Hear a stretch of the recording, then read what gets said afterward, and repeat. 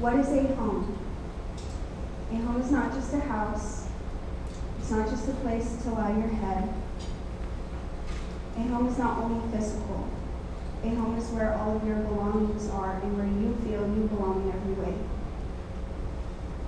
A home is where your mind, heart, spirit, and body live. You can't feel at home when you haven't settled in completely, when you haven't unpacked all of your belongings. Because if you're not unpacking or letting all parts of yourself be exposed, you do not feel comfort.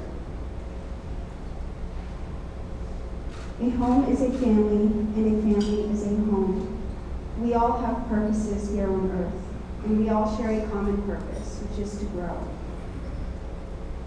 A home is smiles, cries, ups and downs, and is also a state of mind. Home isn't something you only build physically. It's a feeling of comfort. It's your hobbies. It's your interests. It's having something to be familiar with.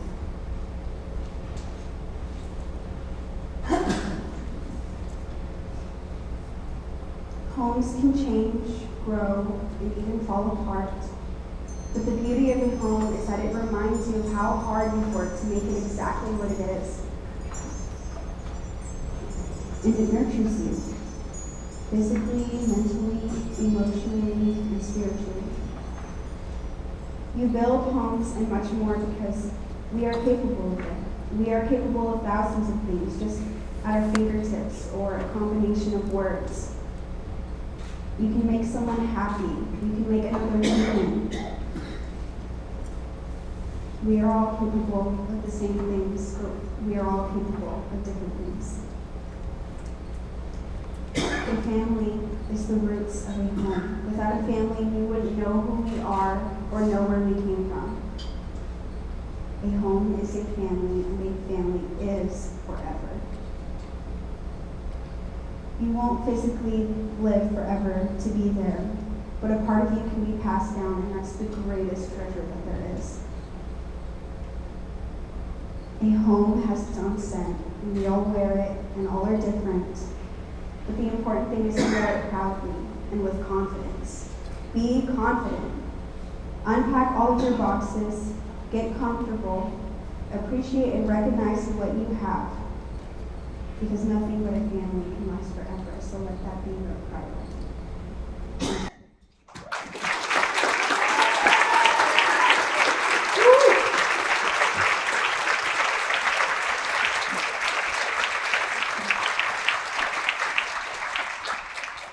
So, Daryl, do you want to share a little bit? Again, Daryl, as many of you know, is an elder with Lummi Tribe and also the executive director of Children of Setting Sun. So, please. Well, thank you. I wanted to share a little bit about the movie, but really, I think how we got to the movie and to the poem actually.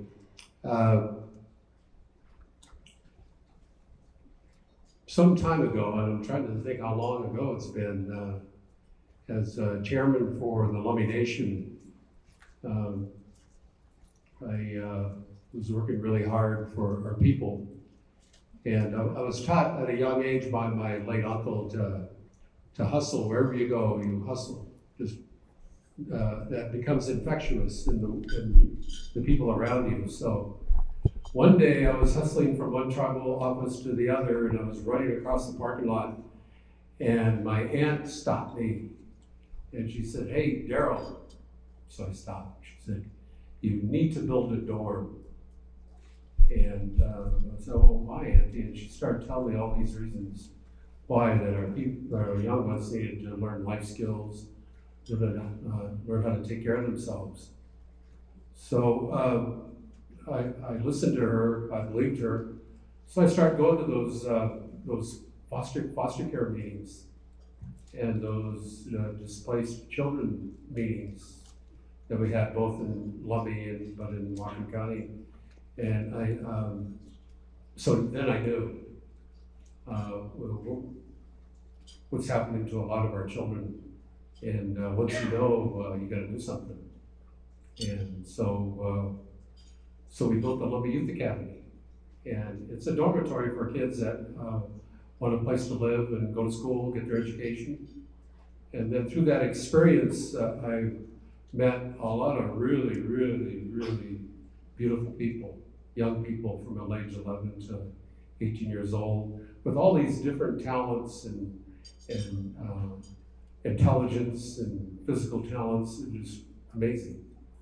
And Eliza was at the Lummi Youth Academy, and she had this gift for poetry. It was just unbelievable.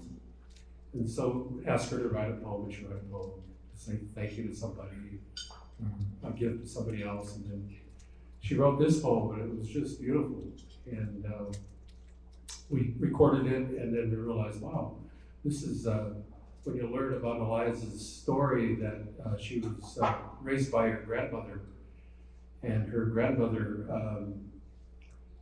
actually moved back to Arizona, and Eliza hadn't seen her for a long, long time. And that anchor of love in her life was far, far away. And so we thought we got to work on it. My friend Mark and I said, well, let's sneak her grandmother home, and we'll film that reunion. So I called her grandmother, and it just so happened she was coming up in 2 weeks. And so we got busy. We wrote a script about Eliza coming home from Seattle. And you watch the movie, it's kind of like you can maybe think she's homeless. And she comes home from Seattle to Bellingham to Lummi. And we stage all these different scenes of her getting home, meeting friends, missing a ride, catching a ride, meeting somebody at a church. And this is where the title of the movie came from.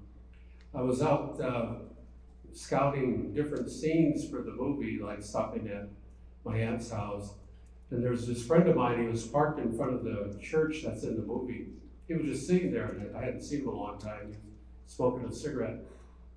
So I whipped in there and said, hey, Frankie, what are you doing? I said, oh, I'm waiting for God. I said, oh, really? Yeah. And he said, yeah, he's late. So that became the name of the movie right on the spot, you know, and then we filmed that, we put it in the movie and stuff. But if you watch the movie, when Eliza gets to see her grandmother again, that wasn't staged, that was all first time in a long time. And it was so powerful because I picked her grandmother up at the airport to come out to do that scene. She got off the airplane. Eliza's aunt and some of her cousins were there, and they haven't seen her in a long time either. And it was so powerful. I just, I started crying, And then we went to my sister's house, and then some more of Eliza's families. And we all were in the back bedroom, and Grandma walks in there. She got to see some more of her kids, and we all broke down again. And then we brought Eliza in to film that scene to meet my sister about getting a new phone. That was the whole thing. She was going out to get a new phone, and then her grandmother called her on the phone. Eliza didn't know it, but she was walking up behind her and turned around, and it was pretty powerful. The dream came true there, so we captured it. So it was a lot of fun, a lot of learning about the strength of love, especially love at an early age. And that's why the mother and child relationship is so important. That's what we're grounded in. So anyway, that's what the movie was, how it came together, and it's about. It's on YouTube and on our Facebook page, Children of Settings and Productions. Thank you. Thank you, Daryl. I think Daryl's agreed to kind of host a little bit of a panel discussion with some of the other tribal leaders. So I'm going to maybe invite those who had agreed to come up, if you don't mind, and we'll kind of move the stage around. But again, maybe one more round of applause for Eliza and your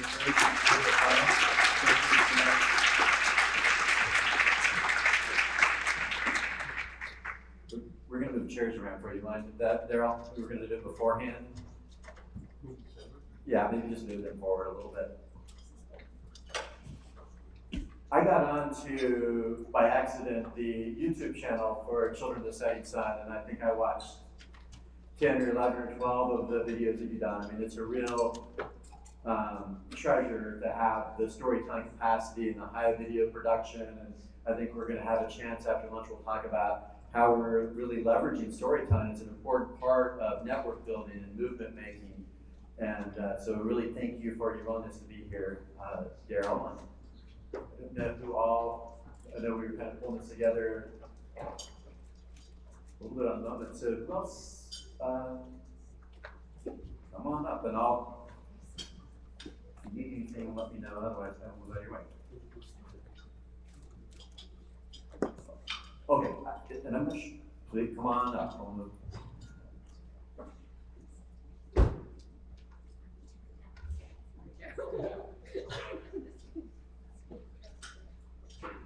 So I think the genesis of this panel, and I don't think Natasha is here. Yeah, is she?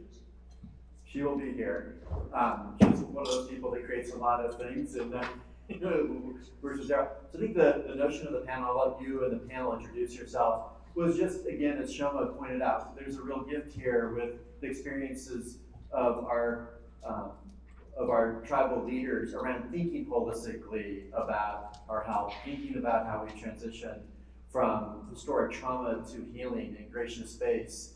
And those of you that are working with ACH and other areas around healing, we just wanted to kind of hear a little bit about your experiences, whatever you'd like to share between now and lunch as we start to kind of pivot to kind of what this looks like as a whole. So Daryl, take it from here, and if you want any help with kind of larger questions and answers, happy to do that too. Well, first of all, I'd like to recognize what we're doing here, and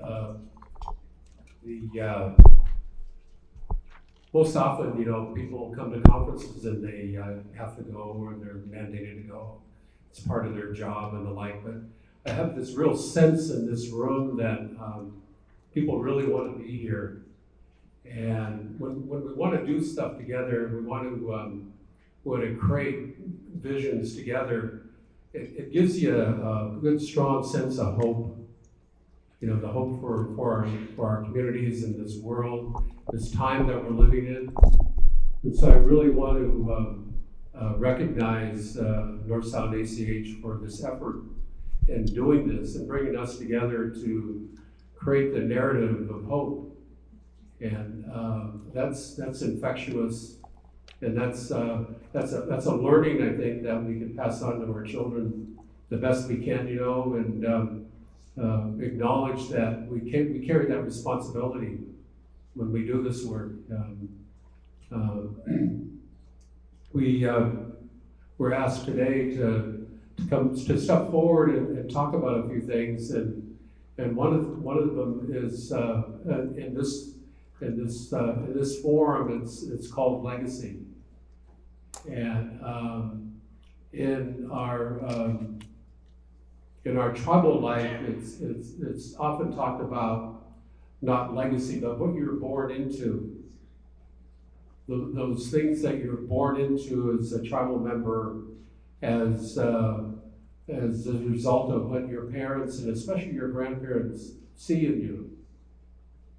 And when they see that in you, then you're nurtured to step forward to carry forward those responsibilities to your family and your tribal community. And so when we think about that, we think about the Iroquois and how they've actually taught the rest of the tribal communities to think 7 generations into the future. It started with that very notion that this comes from your family responsibilities. And at the end of the day, that's what we are, is we're family. And that might run contrary to a lot of your belief system here, where things are promoted in a very individual, manner. But that's okay too if you've been taught compassion, if you've been taught humility, if you've been taught understanding, and it's most importantly how to love. Then I think we can work together, and we can form these alliances, and we could really get together and create hope. So that's what we're going to talk about a little bit. If we could have our panelists introduce themselves. I'd like to introduce them, but I know they carry traditional names too, and I don't want to disrespect what they carry, so I'd like them to introduce themselves. I know them all. They're my relative and longtime friend. And as a matter of fact, JJ Mines, her father, I think her grandfather was my hero. He was actually informed at Lubbock Youth Academy all those years ago. So.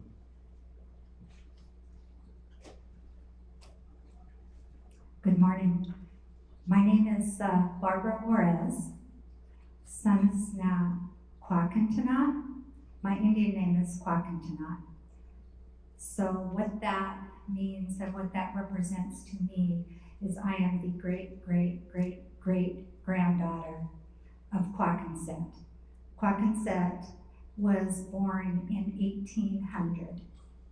He was born before the treaty, the Point Elliott Treaty, was even signed in 1855. And some of you heard Ray talk about that's the foundation of our relationship between tribes and the United States government. My great, great, great, great grandfather was born even before Washington became a state. So when we talk about partners and who I am and where I come from the land here before the treaty was signed, and I come from the state before the state was even established. And so we were taught when we were provided the Indian name is that you never drag it through the mud. And so when Daryl had shared that is where we come from, I carry that name with lots of pride. So I think that's really important to share who I am and where I come from. Thank you. Hatshe, good morning. My name is Jeannie. I go by JJ McMines, and I want to start with how I would introduce myself. My grandma and my great grandma were from Vancouver Island, from the George family, and they married into the Quileutes. So Roger Jackson is my uncle. And when I was really little, before the Indian Child Welfare Act was enacted, there was a family arrangement. There was a young, up-and-coming politician, elected leader, biologist down at Quinault, and he was contacted by my Jackson family and said, "Will you raise her?" And so I went to Quinault. And my journey begins there. As my dad, Guy McMines, evolved into a tribal leader, and I was the oldest, it was my responsibility to go with him, to listen, to know what sovereignty was, to know that our allies are Lummi and Nisqually, and all through the fishing wars and getting self-governance going, I was listening and I was learning. And so I am so grateful to be here today. I believe that our ancestors are speaking through us. And I want to acknowledge that we don't do this by ourselves. So when we talk about pronouns, one of the things that I learned earlier today from Tulalip was that my pronoun is actually ours, us, ours, us, and we, right? Because we live in community as tribal people. And so I just want to acknowledge that I have some beloved coworkers who are my friends, who are in this together with me. And if you could raise your hand, Twyla, Malari, and then Nikki Laframboy, all come with proud family names and come into this work in collaboration. So I just wanted to share that. Hello, everybody. My name is Michaela Vendiola. So I carry two native names. My first one was given to me at birth from Walker River Paiute, which is where I'm enrolled in Nevada, and that my name is Koso, which means fire. I also have an Indian name from Swinomish tribe, which is Yaidawats. My parents are Michael and Michelle Vendiola, and I'm the oldest granddaughter of Diane and Viola Sonamish. I was raised in the Lummi Nation, and I am a project coordinator for North-South ACH. Some of the work that I help the team with is tribal alignment. I'm also on the research, evaluation, and data team, and I also help with the Pathways Hub referral and intake. Thank you for having me.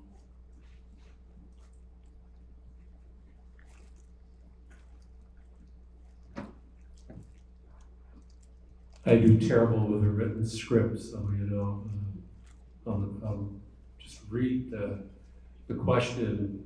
I just wanted to add a little bit to this, this whole conversation about legacy, and legacy in the sports world. It's because you're great or you're the greatest of all time, and things of that nature. And I think the legacy in Indian country is really you're recognized for how much you care for others and how much you give and how much you share, and those things that come from our culture. It's been true for ever since 1492, when we welcomed people into the lands and shared. We were practicing our culture then. We're still doing that today. And so I wanted to ask the panel, what does it mean to you to approach your work with the intention of acknowledging past legacies and shaping future legacies? So I guess we could start with Barb and work this way. Turn this back on. Okay, thank you. I have been fortunate to be participant and chosen, selected, given the opportunity to work in healthcare for the past 40 years.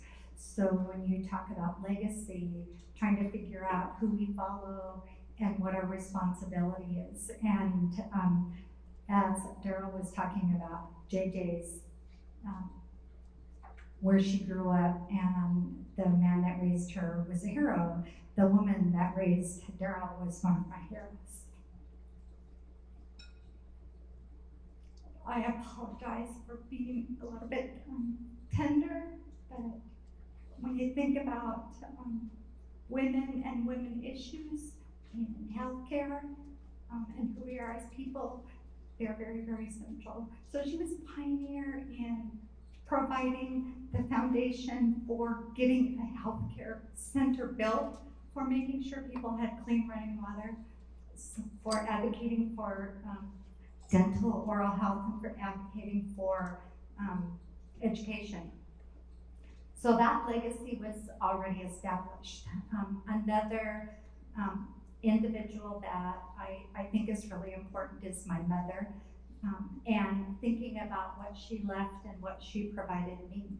So when I learned and was learning about some of the issues that she was faced with, she ended up having diabetes. She was actually a pretty model patient in the very beginning. She actually ended up dying of breast cancer. So when we look at health disparities and our connectedness to the earth, that's another legacy. My sister actually lost her life to breast cancer. I have another sister who is a breast cancer survivor, and I myself have been 3-time breast cancer survivor. So when we think about legacy, or when I think about legacy, understanding, knowing, learning, advocating, prevention, and education is actually been the foundation for keeping me here today, knowing that my job is not done. So as an advocate for myself and for people in my community, to make sure that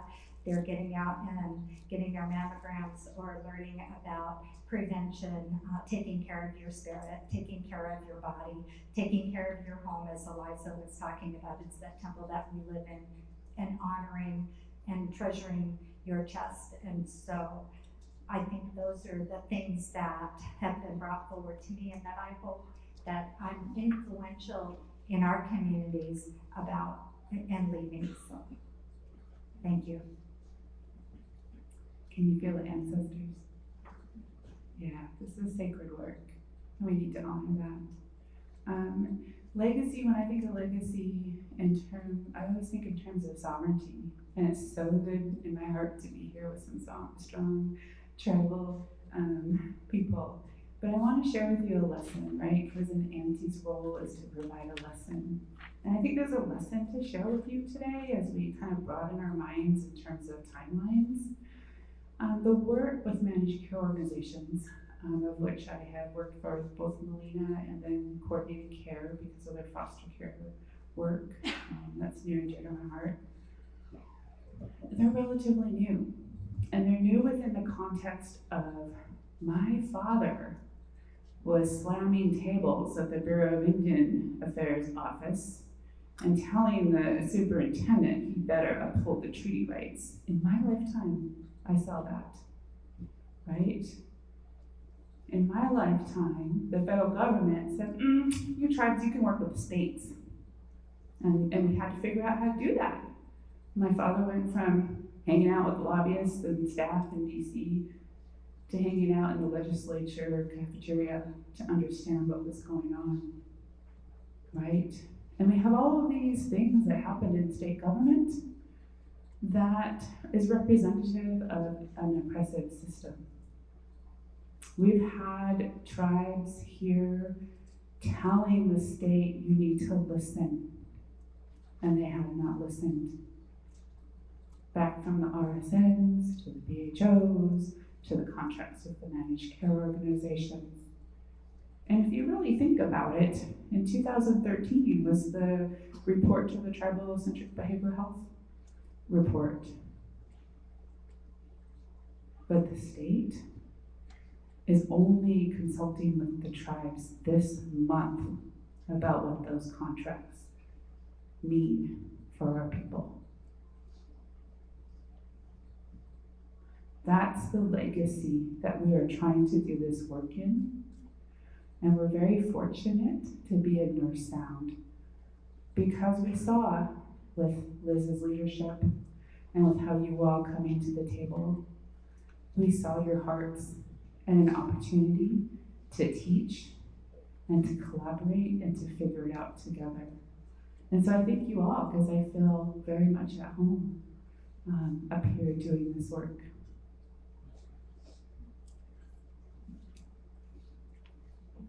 To answer the question, when I think about past legacies and future legacies, I also think about sovereignty, and I also think about that I'm very much at the beginning of my career into healthcare and tribal health in the system. And so we have already heard today of folks around the world who feel a responsibility to take care of their community, and that's kind of where I come from too. I see it as my responsibility as a young person, a young Native person, a young mother to know the history of where our people, Native people, have come from the start with tribal health until now. And not only that, but know the system of non-Indian healthcare providers and understand the layover and understand where they cross over and where they meet. And then to support the development of a more succinct and better developed system for my daughter and the future generations.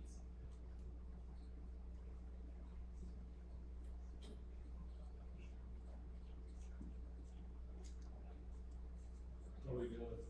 We're doing great. So, 15, 20 minutes? Yeah. 20? The next question is about stewardship or thoughts on stewardship. And stewardship has been brought up in this forum a number of times. And why is that important to Native communities?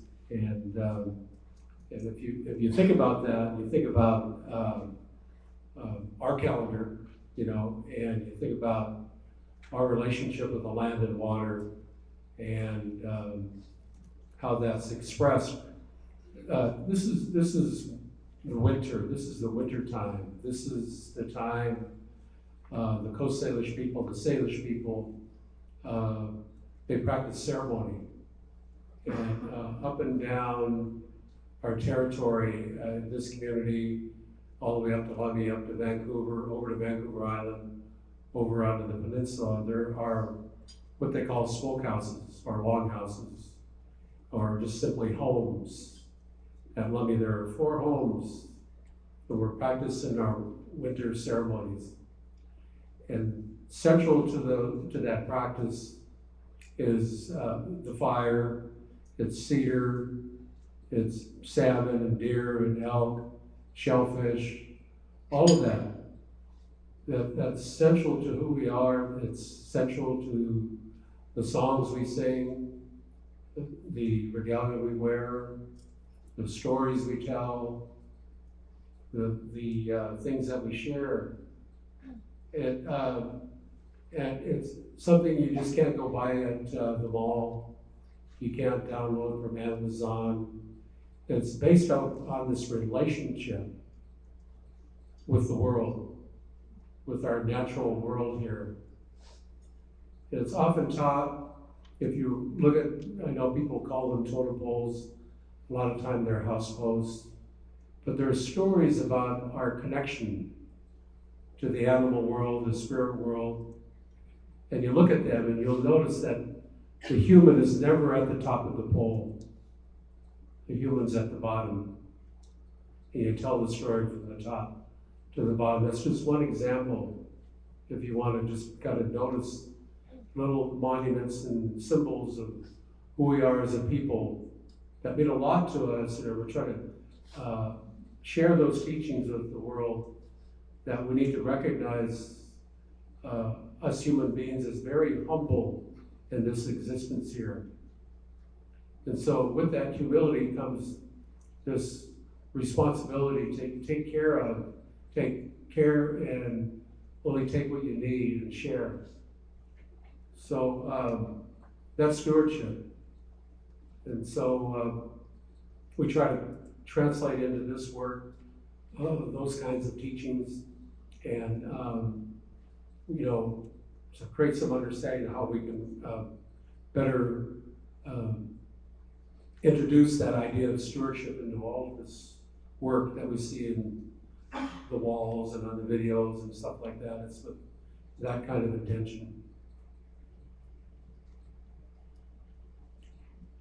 Thank you, Daryl. Another area that I think is really important to acknowledge in stewardship, that a new ceremony and activity and event that has been revitalized over the past 30 years is the canoe journey. The canoe journey, actually, Lummi hosted what they would call a mini canoe journey this past year. It brings together tribes throughout the Northwest in their in the canoes they gather. They have protocol, and in that, during the past 30 years, which is our recent history, we are revitalizing and we are remembering who we are.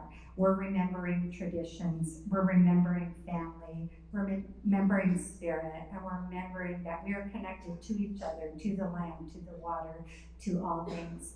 It has been huge in the way of how do we address some of these health conditions. I know that the stewardship, we in Western medicine, we look at data. We have a love-hate relationship with data because sometimes data can do harm, sometimes data is inaccurate, and sometimes we interpret data differently. And so what we are learning, and some of our tribes are really small, all of our 8 tribes in our region are very, very unique. So we cannot speak for or about any one of our 8 tribes in the Northwest. We're all very, very unique and special. When we look at research across Indian country, to have Native American researchers come together, learn how to listen to the community's issues and interpret what those issues are, we end up with what we call community-based participatory research. It's owned, it's driven, it's led by communities. It's evidence-based. So most recently, we actually, this is a 10-year project in the works. There was a research project we call Native Transformations. And when you look at Soma's presentation earlier this morning, that's exactly what she was talking about. We took life histories of individuals in 3 of our communities that either had a lifetime of staying from substance misuse or had at least 5 years, and we called that secure wellness. So it really is a paradigm shift in looking at not necessarily a problem and what's wrong with us, but really looking at what's right with us. And out of that research project, it can provide a foundation by which I think there's lots of lessons to be learned, that we looked at 4 particular areas. It's individual strength, family strength, community strength, and spiritual strength. And those are the things that I think the rest of the country can really benefit from. Or it is evidence-based, and although the numbers may be small, some of our communities are small, it really is community-driven and led the entire way. So I think it's really, that's part of when we talk about stewardship. And as young people, I'm really excited, that Michaela is on board, and I'm so excited to have Tempest join the work and that we're doing. We need young, powerful, smart natives here to help us that are actually educated. So it's pretty exciting where we go. And one more thing I want to mention about stewardship. Soma also mentioned South Central Foundation in Alaska.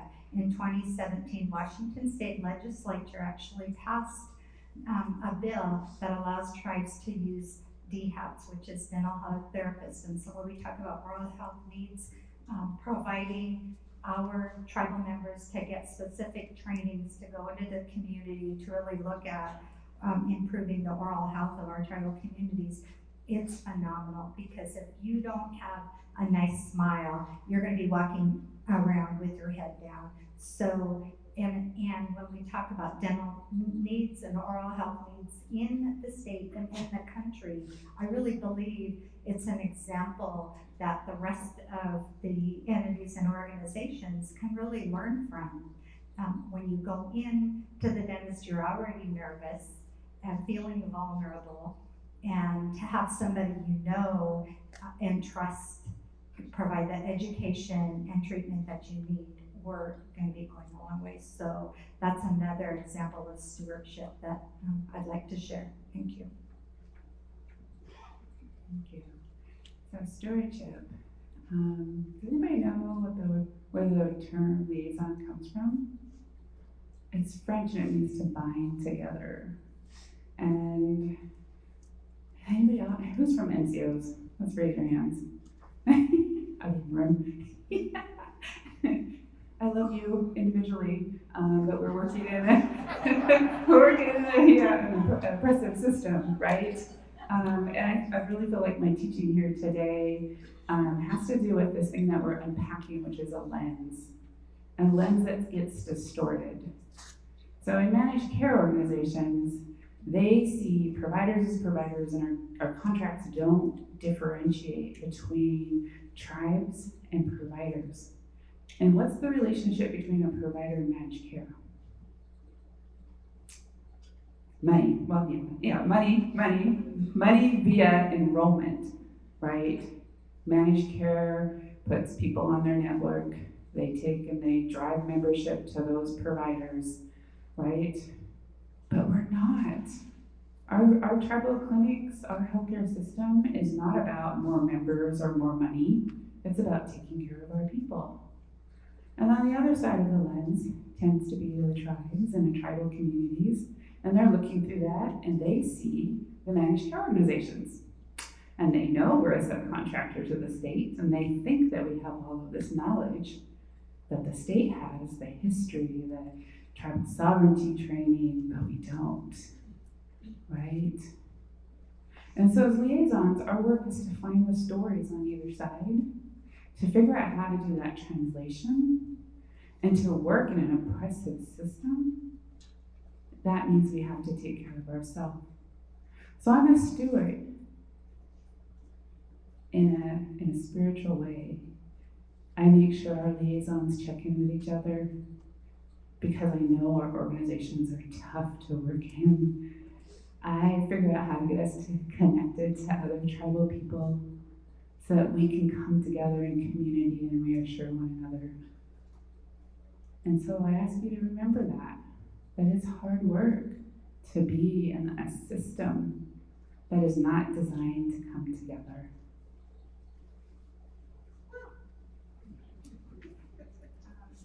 Thank you. When I think of stewardship, and the first thing I thought of was community teachings as well.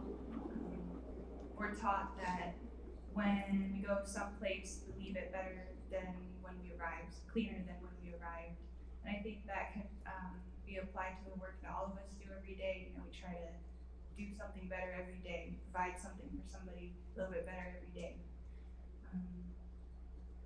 I think that I have a lot to learn from everybody on this stage and you all in the crowd as well. So I suppose I will just share 2 short stories about how close we are interconnected. So specifically with one person on this stage, I remember on Lummy Res going to my very first soccer practice and not, I was wearing all my gear and I was like, to my dad, I said, I feel weird, my shin guards are really big and I don't know about this sport. It's the first time I started to play soccer. And I got out of the car, walked on the field, and was with all of these other Native girls.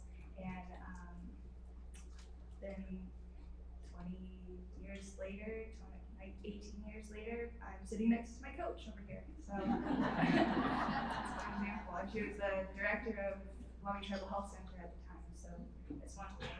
And then right now we're in Tulalip, and I have family who has moved to Marysville and participated in Tulalip Reservation community. And when I was in college, my cousin passed away in Tulalip, and she was one of 4 youth in a car that passed away. And we had her funeral here at the youth center, and one of the first people that my family, it was huge, we filled up their whole gym and there was not enough seats for everybody, but one of the first people that my family recognized was the first responders in Tulalip Bay, Fire and EMS, for taking care of our kids, our babies. So that's another way. I want to thank you all for being here today and listening to me speak.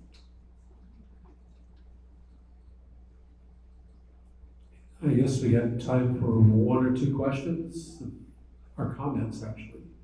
Sure. Yeah, happy to. Any reflections, thoughts, questions? And Tiffany has a microphone up front. What's come to mind to you all? Can I catch you back here? Was that a hand raised over here? Thank you for sharing and being in space with us. I wanted to ask, culturally, a lot of things that you were speaking resonate with me. And so having different values, traditions, and beliefs, right? You talk about legacy. How do you then negotiate, right, your values in this westernized society? So we talk about right, we're all different agencies. How do you negotiate that?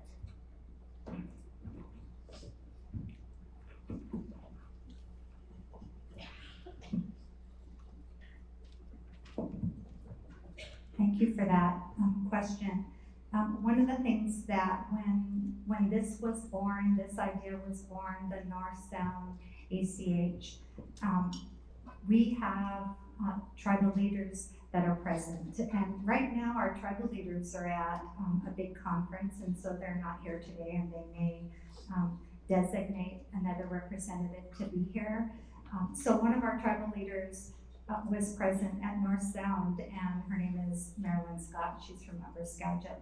And being present is really important, and acknowledging the when North Sound ACH actually looked at creating a land acknowledgement and the people of this land, it opens the door up to allow tribal people to be present and to be here, and to make sure that it gets known. So I think that's a really important piece, getting out to other entities and making sure that it's okay and a safe place to be acknowledged. Good question. It's not easy. My family, my Jackson family, are teachers. My McMines family are warriors. I have a tool set that I use depending on the situation. And I can share a couple stories. One of them has to do with just learning the lesson and walking beside. And I started in community engagement. And I had somebody who was from Honduras. And we connected. And he, said, come follow me in your first few days. And he whips out the whole, MCO tablecloth and his little, surveys and wheels. And I'm watching him. I'm thinking, oh my God, that's not going to work in Indian country, But I said, follow me. And let's ride together and let's share who we are. And then I said, come home with me. I want you to see us when we welcome the whales and bring your family. And then I said, come with me as we go and do these things together and learn, right? And it took about a year. It really did. It took about a year, and there's a difference between people who are on the ground and people who are in kind of the offices. So the people in the offices,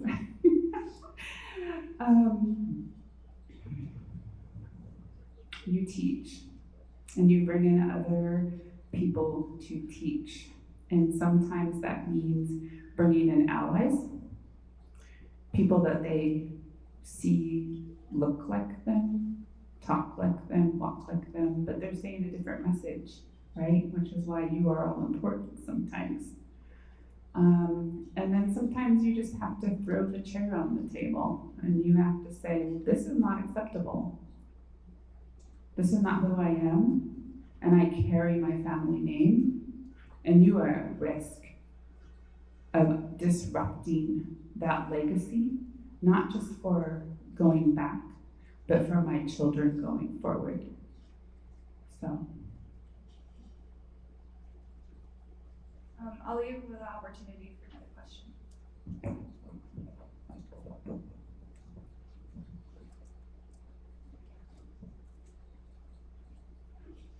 I guess I'll add to that a little bit before Eliza, but add to that question. The tribes have actually a lot of protocol, and just be aware that there's things like we don't talk over each other. That comes from our smokehouse teachings. Somebody has the floor, they have the floor. We just practice that wherever we go. So there's protocol like you take care of the elders first, the guests come next. There's a lot of protocol in the things that we do. I'm so thankful that you had Ramy and Cheryl here today, and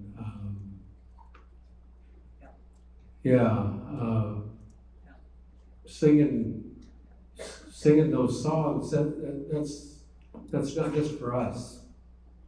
Part of the protocols. When you sing those songs, you bring the old people into the room with you, and you carry that. That's your responsibility. So there's a whole slug of things that are not written down. You can't go to Google and find them. You find that you learn that through relationship. If you want to have a relationship with a tribal community or tribal government or people doing this work, it's best to try to understand that these things have real value.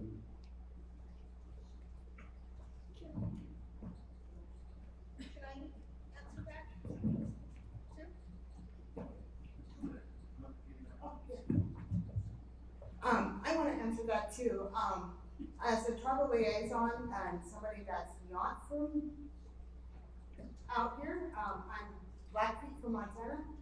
I smudge in the morning and I smudge at night. And I ask Creator to help me walk in both worlds each day. And at night, I ask Creator to help me with that day to leave with me what I'm supposed to take from that day, and what I'm not supposed to take that day to put it where it's supposed to go. So I think that's one thing that helps me with that, to help walk each day with that even balance. I think that's what helps me, because it's really hard. I'm a Plains Indian from Montana, so it's kind of really hard to walk that balance as well. You know, even being native from another tribe as well. Thank you. Eliza? I couldn't help but notice I am only like youth here, and I was wondering what it means to you guys personally to be Indigenous, and if there are any messages that you have for the youth and how important this work is.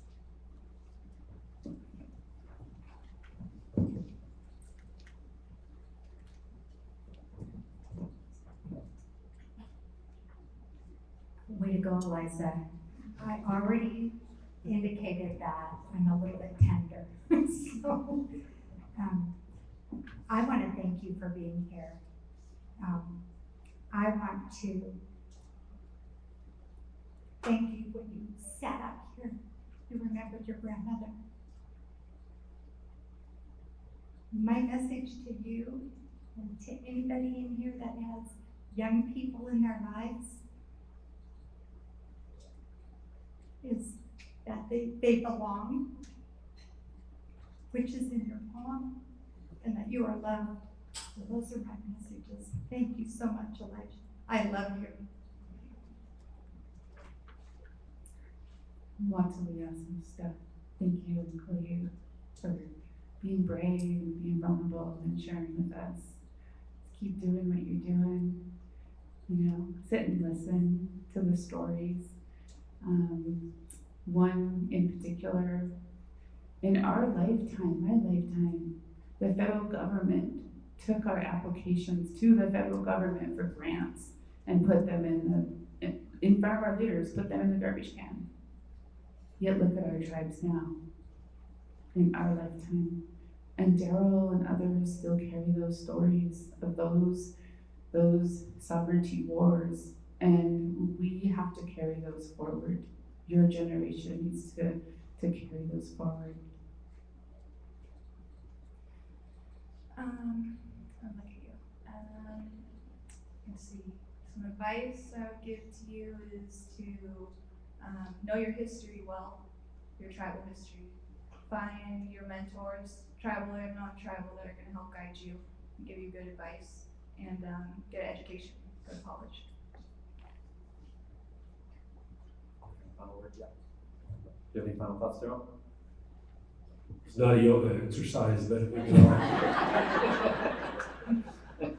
But for Eliza, but for all of us, you know, we come from this culture, and it's a culture of gratitudes. And we're taught to be thankful. So in our way, you see this if you've been around tribal communities, you wonder, what are they doing? Well, when you raise your hands up, you're thanking people. We raise our hands up to the Great Spirit. We raise our hands and hearts out to you for sharing, and we practice that. So to be Indigenous is to be thankful and live in that world of gratitude. So that's what we're doing right now. We're thankful for this time with you, the attention that was paid, and the respect and recognition of our lifeway is heartfelt. And I know we have a lot of work to do, but my advice is just to be thankful for what you receive this day and the days ahead. So see how nostalgia. I have a little story.